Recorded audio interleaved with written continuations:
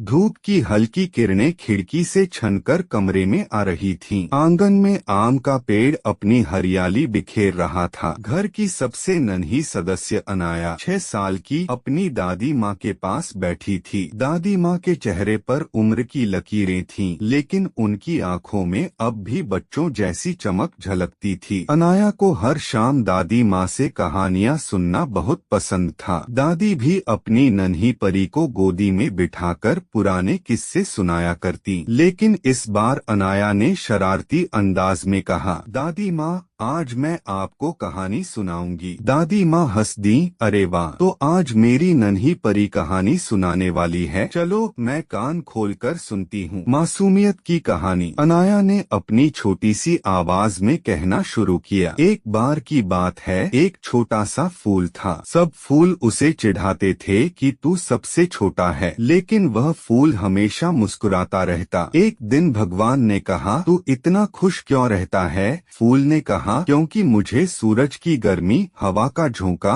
और बारिश की बूंदें सब कुछ मिलता है। मैं छोटा हूँ लेकिन खुश हूँ। तब भगवान ने उस फूल को सबसे सुगंधित बना दिया। दादी माँ ने ताली बजाई और अनाया को गले से लगा लिया। मेरी बिटिया तो कितनी समझदार हो गई है। रिश्तों की मिठास। उस दिन के बाद अनाया रोज दादी माँ को एक छोटी सी कहानी सुनाने लगी। कभी अपने टेडी बियर की, कभी अपने स्कूल की, तो कभी अपनी गुड़िया की। दादी माँ मुस्कुराती और हर बार कहती, तेरी कहानियों में सच्चाई छुपी है, तू बहुत प्यारी है। धीरे धीरे घर के बाकी लोग भी शाम को आंगन में बैठने लगे। पापा ऑफिस से लौटते, माँ रसोई से आती और सब मिलकर दादी और अनाया की कहानी सुनते। घर का माहौल पहले से ज्यादा खुशनुमा हो गया। त्योहार की रात। एक दिन दिवाली आई। पूरा घर सजाया गया। लाइटें टिमटिमा रही थीं। अनाया ने अपनी नन्ही हथेलियों से दिए सजाए और दादी माँ से बोली, दादी ये दिए कितने प्यारे हैं ना, जैसे आप। दादी की आंखें भर आईं। उन्होंने सोचा, इस नन्ही बच्ची ने तो मेरे अकेलेपन को रोशनी से भर दिया। उस रात अनाया ने कहा, दादी आप मेरा सबसे बड़ा तोहफा हो। प्यारा मोड़। समय बीतता गया। एक दिन दादी माँ थोड़ी बीमार पड़ गईं। उन्हें बुखार था और कमजोरी भी। सब चिंतित थे, लेकिन अनाया ने उनका हाथ पकड़कर धीरे से कहा, दादी आप जल्दी ठीक हो जाओगी। मैं रोज आपके लिए फूल तोड़कर लाऊंगी और भगवान से प्रार्थना करूंगी। वो सचमुच रोज सुबह मंदिर जाती और नन्ही नन्ही हथेलियों से भगवान को फूल चढ़ाकर प्रार्थना करती, भगवान मेरी दादी जल्दी ठीक हो जाएं। कुछ ही दिनों में दादी माँ की तबीयत सुधर गई। डॉक्टर भी बोले, इनके चेहरे पर मुस्कान और परिवार का साथ ही इनकी सबसे बड़ी दवा है। प्यारा सबक। अब दादी माँ अक्सर कहा करती, बच्चों की मासूमियत सबसे बड़ी दुआ होती है। रिश्तों की मिठास ही जीवन का असली खजाना है। अनाया हंसकर जवाब देती, और मेरी सबसे प्यारी दोस्त तो आप हो